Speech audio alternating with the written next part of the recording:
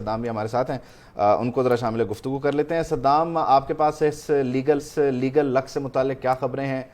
کس کس کی سماعت ہے اور ابھی کتنے لوگ ہیں جو اسلام آباد پولیس کی تحویل میں ہیں، خاص طور پر پی ٹی آئی کے رہنما؟ کہ جی اسلام آباد پولیس نے مجموعی طور پر شاہ محمود قریشی، اسد عمر، فواد چودھری، جمشید اقبال چیمہ، فلک ناز چترالی، مسرت جمشید چیمہ، ملکہ بخاری اور شیری مزاری کو گرفتار کیا گیا تھا۔ جس طرح عادل نے ابھی بتایا کہ کچھ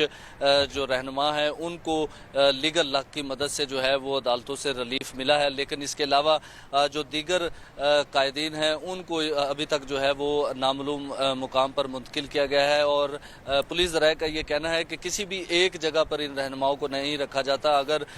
مثال کے طور پر ان تمام رہنماؤں کو رات کو تھانہ سیکریٹریٹ میں رکھتے ہیں تو صبح جو ہے ان کو کہیں اور منتقل کر دیا جاتا ہے، اور پھر اگلی شام کو پھر کہیں اور منتقل کر دیا جاتا ہے، تو کسی بھی ایک جگہ جو ہے ان کو نہیں رکھا ایک گیا، جگہ بھی جس نہیں کی رکھا جا بنیادی رہا، اور وجہ جو دوسرا ہے یہ کہ کچھ خفیہ مقدمات بھی نکل کر سامنے آ رہے ہیں۔ صدام، بہت شکریہ آپ کا، عادل سعید عباسی، آپ نے بھی اپڈیٹ کیا۔ عدالتوں سے ریلیف مل رہا ہے اور ہمیں اس نیوز آر میں ایک بریک لینے کا کہا جا رہا ہے۔